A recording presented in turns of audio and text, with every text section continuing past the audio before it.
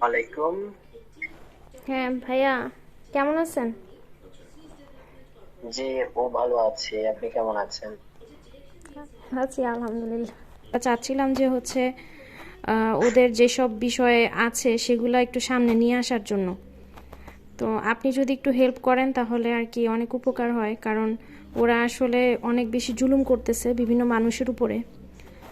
তো আমরা ওইটা চ্যানেলের মাধ্যমে ওটা তুলে ধরবো আর কি। এখন আপনার যদি কোনো প্রবলেম না থাকে বা আপনি যদি কোনো সিকিউরিটি চান, সেই সিকিউরিটি সহ আমি এটা ফ্ল্যাশ করতে চাচ্ছি। এখন আপনি কি আমাদেরকে কোন হেল্প করতে আসলে পারবেন? কি কি বিষয়, আগে কি বিষয় মনে করেন আপনি তাদেরকে আহ, করতে চাচ্ছেন, বা আমি কতটুকু হেল্প করতে পারি না, যদি আপনি আমি বলতেন। শুনছি যে ওই আপু আমাকে যেটা বললেন যে আপনার কাছে কিছু ভিডিও আছে যেগুলো শারমিনের এক্সট্রা ম্যারিটাল অ্যাফেয়ার নিয়ে। তো ওগুলা যদি আমাকে একটু দিতেন তাহলে আর কি আমার উপকার হইতো আর কি, কারণ আপনি তো আর এমনি এমনি ওর থেকে মুখ ঘুরায় নেন নাই, নিশ্চয়ই কোনো কারণ ছিল। তো সেই বিষয়গুলো আর কি। আর ও তো সোশ্যাল মিডিয়াতে অনেক জোর গলায় বলে যে কেউ ওর কোনো কিছু দেখাইতে পারবে না। আর আপনিও এগুলো প্রকাশ করতে পারবেন না, কারণ আপনার যথেষ্ট আপনি হেনস্থা হয়েছেন ওটাও আমরা জানি। তো সংসার করছেন, আপনার কাছে নিশ্চয়ই বিভিন্ন ধরনের প্রুফ আছে যে সে আসলে কেমন প্রকৃতির। ওইটাই আর কি। কারণ ইদানিং আচ্ছা খুব আচ্ছা, বেড়ে বুঝতে গেছে, পারছি। বুঝছেন, ইদানিং খুব বেড়ে গেছে। আর আমরা আসলে ওর যে খুকি আসলে খুব। বেড়ে যাওয়ার তো কারণ আছে, হ্যাঁ, বেড়ে যাওয়ার তো কারণ আছে। আর ওই যেরকমটা করতেছে এটা তো নর্মাল। এটার জায়গায় অন্যান্য যদি প্ল্যাটফর্মে যারাই কাজ করে, যে কিছুদিন আগে মোহনা, তারপর এই যে কি বলে মামুন, মোহনার মামুন, আমি ওদের কত ভিডিও নাম দেখি না। হইলো না। আমি আসলে ওদের ভিডিও দেখি না। আমি না, মানে মামুন, তারপরে লায়লা, এদের ভিডিও দেখি না, কিছু রিলস দেখি। কিন্তু আমি ওই ওদের ভিডিও আসলে আমি দেখতাম না, কিন্তু কি ওই যে আমি একজনের মাধ্যমে শুনতে পারছি যে খুকির উপরে অনেক বেশি অত্যাচার করা হয়েছে, তখন আর কি আমি চিন্তা করলাম যে ঠিক আছে আমি একটু স্টাডি করি ঘটনাগুলো কি। তো স্টাডি করার পরে আমার মনে হয়েছে যে হ্যাঁ, খুকির উপরে অন্যায় করা হয়েছে। তার জন্য আমি আর কি একটা চ্যানেল খোলার জন্য উদ্যোগ নেই। তো আমি চাচ্ছি যে সবাই তো আসলে কথাই বলে, কথা বললে তো আসলে হবে না, প্রুফ দিতে হবে।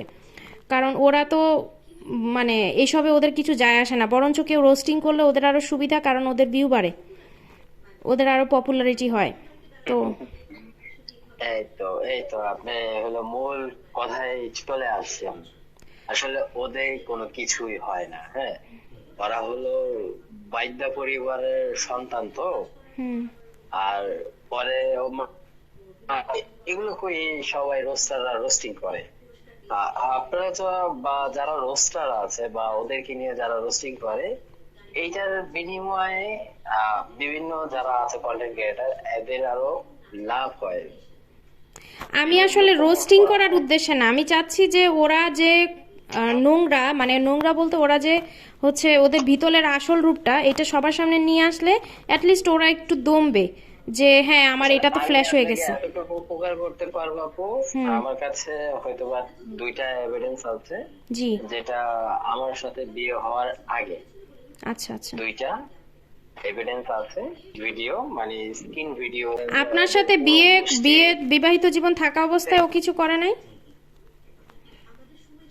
বিয়ের অবস্থায় থাকার অবস্থায় তো ওই যে গতকালকে একটা ভিডিওতে বলছে না, যে আমার লাস্ট যে হাজবেন্ডকে আমি ছেড়ে আসি তার হুম। কাছে আমি মাপ চেয়েছি, যে আমাকে ডিভোর্স দিও না। ও। এটা কেন বললো? আর এটার কোনো রিজন সে দিল না, যে ডিভোর্স দিয়ে না, লাস্ট কিন্তু কেন ডিভোর্স তো ওই স্বামীকে দিয়েছে। ডিভোর্স দিতে চাইছে। এটা তো পরে দিয়েছে, কিন্তু আচ্ছা শুরুতে আমার বিয়ের 1 মাস পর থেকে শুরু হয়েছে যে আমি ওকে ডিভোর্স দিয়ে দিব। এটা কেন হয়েছে, বা এই আচ্ছা। কথাটা কেন রাজু বলছে যে তোমাকে ডিভোর্স দিয়ে দিবে? কি শুরু হয়েছে? মাত্র তো তোমাদের সঙ্গে শুরু হয়েছে, হুম। ডিভোর্সটা কেন দিবে? ও তার এটা তো মানে আমাকে এমন বললো কিছু না তো নিশ্চয়ই দেখছেন, এরকম। আপনি নিশ্চয়ই এমন কিছু দেখেছিলেন যেটা আপনি বিয়ের আগে পান নাই, সেরকম কিছু দেখছিলেন নিশ্চয়ই। হ্যাঁ হ্যাঁ, ওগুলোই বললাম যে ওই টাইপস এর অনেক অনেক এভিডেন্স ছিল, যেগুলো 1 সেকেন্ড লাগতো ওদের পুরো পরিবার ধ্বংস করার। ওদের বিষয়গুলো সামনে আসুক, কারণ কথা বললেই তো আর হবে না। আমি যদি বলি যে ওরা এরকম এরকম, এটা বললেই তো আর হবে না। কারণ আমি একটা মানুষের সম্পর্কে যে কথা বলতেছি, তার ভালো মন্দ বলতেছি, আমার তো সেটা জেনে বলতে হবে, তাহলে না হলে তো এটা বদনাম বলা হয়ে গেল। আচ্ছা, আমি আপনার দুইটা মানে দুইটা ফটোসের একটা ফটোস বলি।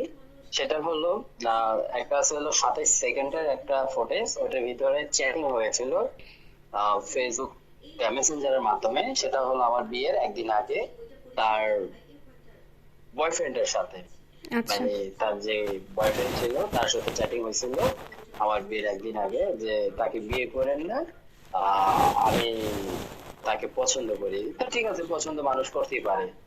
তো উনি হলো আমাকে বলছিল যে আমি তাকে নিয়ে অগণিত হোটেলে নিয়ে গেছি তাকে। তা আমি বললাম যে ঠিক আছে, আপনি যদি হোটেলে নিয়ে যেয়ে থাকেন তাহলে অবশ্যই আপনার কাছে প্রুফ আছে, কজে আছে, আমাকে তাহলে প্রুফ সেন্ড করেন। তো উনি প্রুফ সেন্ড করছেন। আচ্ছা। ওই মানে ওই ভিডিওটা দিতে ওইদিকে আছে একটা পিকচার দেওয়া আছে, আর বাকিটা ওই টেক্সে কথা আছে। আচ্ছা। আর আচ্ছা। আরেকটা হলো তার যে এক্স হাজবেন্ড আছে, ওই এক্স হাজবেন্ডের ভাই আছে, নাম হলো তুষার। ওর মানে তো সুরুজ, ওই তুষারের সাথেও, সুরুজের ভাই হ্যাঁ তুষার। হ্যাঁ সুরজ, জি আচ্ছা। জি, সুরজের ভাই তুষার, ওর সাথেও অ্যাফেয়ার ছিল, ওর সাথেও অগণিত ছিল। তো তো আর ওর আগের হাজবেন্ডের সাথে ওর আরো ডিভোর্স হয়েছে কেন? ও তো বলে যে ওর আগের হাজবেন্ড নাকি পরকিয়া করতো।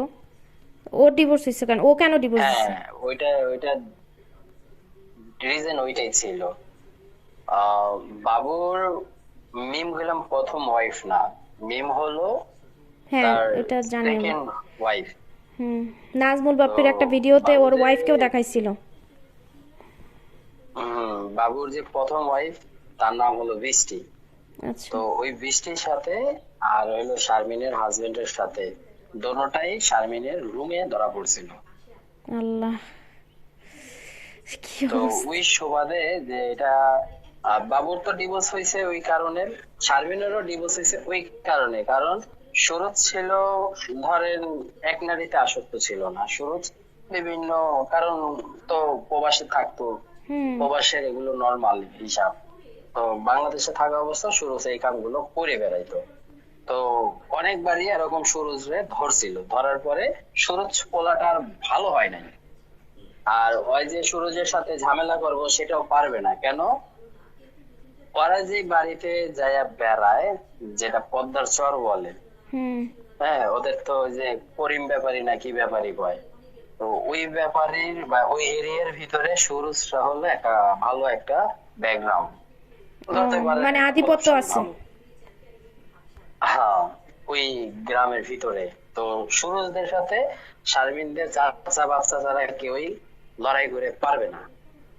এই কারণে সুরজ রে কিছুই বলে নাই, কেন নিজ ইচ্ছায় শারমিন তার মাকে নিয়ে তার বাপকে নিয়ে ডিভোর্স করে আসছিল। রিজন তো ও ওইটাই যে ছিল, করছে সেগুলা, পরকীয়া। ও যে করছে সেগুলার কিছু হয় নাই? না না, ও যেগুলো ঘটাইছে হুম। সেগুলো সুরজ করলাম জানতো, ও। যে অয়ও মাঝে মাঝে এক এক ছেলের সাথে যায় এগুলো কইরা বেড়ায়। ওতে সুরজ চিন্তা করছে যে ওকে দিয়ে আমার কাজ আছে, কি কাজ? ওই ধরেন বাইরে যাবে, দুই তিনটা লোক লাগবে, দিতে হবে, ওই কাজগুলো শারমিন করতো। আর শারমিন যখন আমার বিয়ের ঠিক 15 দিন আগে যখন বিদেশ দিয়ে আসছিল, ওইটাও সুরজের মাধ্যমেই। সুরজের দুইটা লোক সুরজের হাতে পৌঁছে দিতে হবে। তো ওই টেন্ডারটাই দিছিল শারমিনকে। তো ডিভোর্সের পরে আবার আসলে কথাবার্তাও বলে ওরা? হ্যাঁ, তা তো অবশ্যই। আল্লাহ, ওটা কি তো অবস্থা! ওই গ্রাম, চারমিন গ্রামে যায় কেন? ওই সুরজের টানেই যায়। দেখবেন কথায় কথায় সুরজ রে নিয়ে আসে। অতটা গেলাম আমাকে কোনো দেয় না, কারণ ওই যে বলে যে 9 বছর সংসার করছে, 9 বছর সংসার করছে, ঠিক কিভাবে ওই সুরজের নামের সাথে কানেক্ট ছিল, সংসারে যা তো সংসার করে নাই। হুম। আচ্ছা ভাই, ব্যাপারটা হচ্ছে, আপনাদের তো লাস্টের দিকে কি এই টাকা পয়সা নিয়ে এই ঝামেলার কারণেই কি ব্রেক হয়েছে, নাকি অন্য কোনো রিজন ছিল? না না, আমাদের কোনো টাকা পয়সা বা কোনো রিজন ছিল না, কিন্তু ওর ভিতরে একটা ডর ছিল। সেটা কি ডর ছিল? ওই কোনোদিন মা হতে পারবে না। হ্যাঁ, আর একটা ছেলে বাই এনি চান্স কখনো যদি সন্তান চায়, সে তো সন্তান দিতে পারবে না। ওটাই ওর ভিতরে ডর ছিল। কিন্তু বাবা এইটার আমার জন্য তো এত জায়গা তাড়াহুড়া সম্পত্তি করে আমি কিনে ডিভোর্স নিয়ে ফেলছি। নিল কেন? এত তাড়াহুড়া করে, মানে দেখা গেল যে 1 মাসের মধ্যে ঝামেলা হয়ে একেবারে ডিভোর্স হয়ে গেল। মানে একটা আছে না যে মানুষ একটু এটার ভিতরে সেপারেশনে থাকে। আমিও কোনো রিজন পাই নাই। আমিও রিজন জানতে চাইছিলাম যে একটা মানুষ হঠাৎ করে গ্রামে গেল, আর গ্রামে যাওয়ার পর ওই যে গ্রামে গেছে, ওই যে 1 সপ্তাহ থাকবে মিমদের বাড়িতে, কি করবে, কখন যাবে, কি করবে না করবে, এগুলো সবকিছুই আমি পেক করে দিয়েছিলাম। ও, আজকে এটা পড়বা, কালকে ওইটা পড়বা, আজকে এটা পরে ভিডিও বানাবা, তারপর ওই ওই জায়গায় ভিডিও বানাবা, ডেইলি 2টা ভিডিও দেওয়ার মতন টার্গেট রাখবা, ঠিক আছে, আর কমিউনিকেশন করবা আমার সাথে। তো ও যখন আমার বাসা থেকে বাইর হয়, তখন ওদের বাসা যায় ও আমাকে একটা অ্যালিগেশন দেয়। সেটা হলো কি, আমি ওকে মারধর করে বাসা থেকে বার করে দিই। হ্যাঁ, এটা একদম মিথ্যা ছিল। ওটার কোনো আমি ভিত্তি পাই নাই। তো একটা মেয়ে মানুষ তো, আর আমরা যে নাগরিক আছি সবাই না একটা মেয়ের কান্নাই দেখি, কিন্তু ছেলে কি করছে সেটা যাচাই করি না। আর ওই যে মিডিয়াতে কান্না করে, এগুলো একদম বেহুদা। কারণ আমি একটা বছর ওর সাথে ছিলাম তো ভাঙ্গা ছিড়া, হুম, আমি জানি ওর মুভমেন্ট কিরকম। আমি ওর প্রত্যেকটা বডির মুভমেন্ট করতে পারো। ওই দেখবেন ওর ঠোঁটের দিকে তাকালে বুঝতে পারবেন যে পাঠ করে। হুম, হুম। এখন প্রচুর নেশা করে। সিগারেট খায়? সিগারেট তো এটা নর্মাল, এটা তো দিনে 2 প্যাকেট লাগেই, এটা তো কোনো বিষয় কি না। বলতেছেন? এটা আমার তো বাদেও মাথা আরো নেশা ঘুরাইতেছে। করে। আল্লাহ, কোন পর্যায়ে চলে গেছে বাংলাদেশ! আল্লাহ। হুম, আর সেটা জানি আমি যদি কোনো মতে সোশ্যাল মিডিয়াতে না বলতে পারি, এই কারণে ওয়ও আমাকে রেলিগেশন দিল কি, যে আমি নেশা করি। হুম। তাইলে পরে এখন আপনি বললে বোঝা যাবে যে আপনি প্রতিশোধ নেওয়ার জন্য বলতেছেন।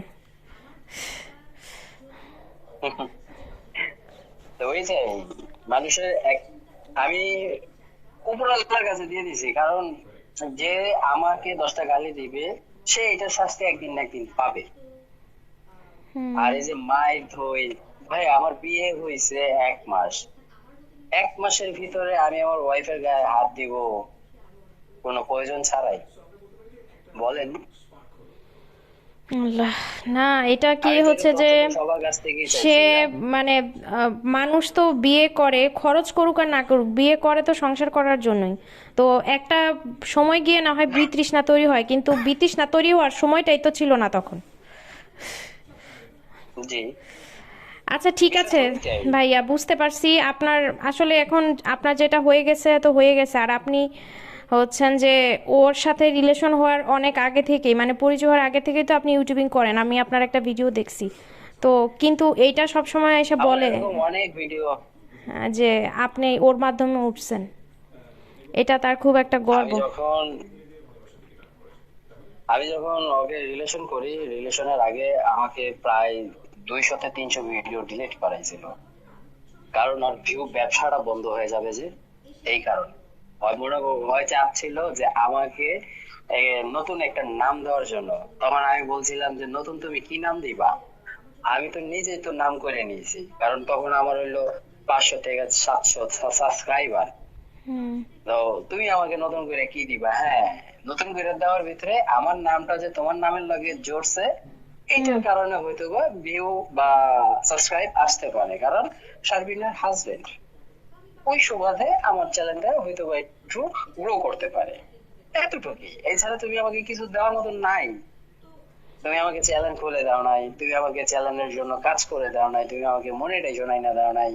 হ্যাঁ, তুমি আমাকে ভিডিও বানানোর ধরন বুঝাই দাও নাই, কারণ এটা ধরন আমি তোমাদেরকে বুঝাইছি। তোমাদের পুরোনো ভিডিও গুলো দেখো, আর এখনকার বর্তমানে ভিডিও গুলো দেখো, সেগুলো কই থেকে আসছে? আমার হাত ধরে আসছে। এই যে বিল্লাল, শারমিনের ভাই বিল্লাল, এই চ্যানেলটা কার? চ্যানেলটা আমার। আমার থেকে আর বোন এইভাবে অ্যাটাক করে নিছে আমার কাছ থেকে। চ্যানেল মানুষের কাছ থেকে নেওয়া লাগে, চ্যানেল তো নিজেই খোলা যায়। মায়েরে ওরা চ্যানেলটা আমার ক্রিয়েট করা, ওই চ্যানেলের নাম আমি দিয়েছি। হ্যাঁ, আমার প্ল্যান ছিল আমি যখন বাইরে ছিলাম, বাইরে থেকে বাংলাদেশে আসছি, এই চাকরি বাকরি করবো না, নিজের মতন করে পায়ে দাঁড়াতে চাচ্ছিলাম, তখন ওই চ্যানেলটা খোলানো হয়েছিল। খোলার পরে ওই চ্যানেলের নামটা কি সাজিয়ে দেবো, আমি 7 ঘন্টা বসে থেকে ওই চ্যানেলের নাম ক্রিয়েট করছি। একটা মানুষ নাম দিলে তো মনে করেন যে 2 মিনিটে নাম দেওয়া যায় একটা চ্যানেলের, হুম আমি 7 ঘন্টা লাগায় ওই চ্যানেলের নাম দিয়েছি ফ্রেন্ডস উইথ ব্লগ, বন্ধুর সাথে আড্ডা। আমাদের ওই চ্যানেলের কাজ ছিল আমরা এক এক অঞ্চলে যাব, ট্যুর দিব, ভিডিও করব, সবার সাথে ভালো একটা কমিউনিকেশন করব। ওই পারপাসে এই চ্যানেল খোলা হয়েছিল। তখন আমার কাছ থেকে অ্যাক্সেস আর বোন নিয়ে যায় যে আমার বাইরের অ্যাক্সেসটা আমাকে দিয়ে দাও। তাই আমি বললাম, তখন ওই চ্যানেলের সাবস্ক্রাইবার কত ছিল? তখন ওই চ্যানেল সাবস্ক্রাইব 900। আচ্ছা, তা তো ভালোই দাঁড়ায় গেছে। হ্যাঁ, ওই কি বলে অ্যাক্সেস নেওয়ার পরে ওর ভাইকে বললো এই ভিডিও যা আছে সব ডিলিট কর। তো ওই চ্যানেলে মোটামুটি আমাদের 150-র উপরে ভিডিও ছিল। তো ভিডিও গুলো ডিলিট করার পর বললো বিলালকে যে তুই ফ্যামিলি ভিডিও দে, মানে তোর ওয়াইফকে নিয়ে তুই ভিডিও বানা, ভিডিও গুলো পাবলিকের সাথে প্রেজেন্ট কর। মানে আগে থেকে 900 সাবস্ক্রাইবার ছিল, ওগুলা পাইয়া গেল। জি জি, নাম ওইটাই ছিল, এটাই ছিল। ওই যে আমি যে ওর বোনকে ভালোবাসতাম বা রিলেশন ছিল, হুম ওই সুবাদে আমার কাছ থেকে ওই চ্যালেঞ্জটা নিতে পারছিল। না, এখন আপনি আপনার যখন ইয়ে হয় বিয়ের আগ মুহূর্তে আপনার ছিল 500 অথবা 700 সাবস্ক্রাইবার ধরে নিলাম। তো বিয়ের পরে আপনার সাবস্ক্রাইবার বাড়ছে সেটাও ধরে নিলাম, কিন্তু শারমিনও কিন্তু মানে আরো বেশি উপরে উঠছে, কারণ আপনার চ্যানেলে যেমন শারমিন আসছে, আপনিও শারমিনের চ্যানেলে গেছেন। আমার আমার আমার বিয়ের যেই মাসে, সেপ্টেম্বর মাসে 13 তারিখে আমার বিয়ে হয়, আমি তো 2 মাস আগ থেকেই তো মনে করেন যে টাকা ইনকাম করা শুরু করছি বিয়ের আগ থেকেই। ও, তখন সাবস্ক্রাইবার কত ছিল? আমি যখন আমার চ্যানেল খোলা হয়েছিল 24-এর প্রথম মে, মানে মে আচ্ছা মাসের 1 তারিখে খোলা হয়েছে। আচ্ছা তো আচ্ছা। 24-এর 1 তারিখে মে মাসে খোলা হয়েছে। তো ওইটাতে আমি কাজ করা শুরু করছি। আমার তখন মনিটাইজেশন তো 1000 সাবস্ক্রাইব হলেই চলে আসে, হুম যেগুলো ইউটিউবে আপনার শর্তগুলো আছে, তো ওগুলো আমার কমপ্লিট করা হয়েছে 1 মাসের ভিতরেই। ও তো আচ্ছা। 1 মাসে কমপ্লিট করার পরে সেকেন্ড মাসে আমার মাসে আওয়াজ শুরু হয়ে যায়। তো ও $100 না হলে তো ইউটিউব তোলা যাবে না। হুম ট্রান্সফার করবে না। হুম, টাকা তো তোলা যাবে না। ওইটার জন্য আমার একটু দৌড়ঝাঁপ করতে হয়েছে। দৌড়ঝাঁপ যেরকম, ওই বিল্লাল তো আমার ফ্রেন্ড ছিল ওই সময়, হুম তো বিল্লালের বাসায় আসা যাওয়া ছিল, কিন্তু ওর বোনকে আমরা ওইভাবে প্রেজেন্ট করি নাই, বা আমি ওদের বাড়িতে ভিডিও করলে ওর বোনকে আমি শো করি নাই। যখন ওদের বাসা থেকে যখন ওর বাচ্চা যারা এসে আমাকে দেখে, তখন আমার চ্যানেলে সাবস্ক্রাইব ছিল 1800। ও আচ্ছা, মানে আপনার তখন ওই অলরেডি মাসে মানে অ্যাডসেন্স পেয়ে গেছেন আপনি। হ্যাঁ, ওই যে মাসে আমাকে দেখে গেছিল, ওইটার হয়তো বা স্ক্রিনশট আপনাকে আমি দিতে পারি যে আরে কোন সমস্যা মাসে নাই, আমাদের এত আমার একসাথে ডিটেলস দেখে লাগবে না। গেছিল। এখন আমি আসলে কি, আপনি দেখেন ডিভোর্স হয়ে গেছে, ও কি, ও যে ও যা বলে ওর তবে হচ্ছে। আমি আপনাকে একটা ইনফরমেশন দেই। জি। তো দর্শক, আজকের মতো আমি এখানেই বিদায় নিচ্ছি। নেক্সট যে রেকর্ডটা, সেটাতেই হচ্ছে আসল যেই কথাবার্তা সেটা থাকবে, সেটা আমি নেক্সট আমার কোনো একটা ভিডিওতে দিব। তার আগে আপনাদের অবশ্যই আমার এই বোমা ফাটানোটা কেমন লাগলো সেটা কমেন্ট করে জানাবেন। সেই সাথে এখন তো অ্যাটলিস্ট আমার চ্যানেলটা সাবস্ক্রাইব করেন, কারণ এখন যদি এসে লুকিয়ে লুকিয়ে ভিডিও দেখে যান, এটা কি আসলে উচিত হচ্ছে বলেন তো? তো সবাই ভালো থাকবেন, সুস্থ থাকবেন। টিল দেন, আল্লাহ হাফেজ।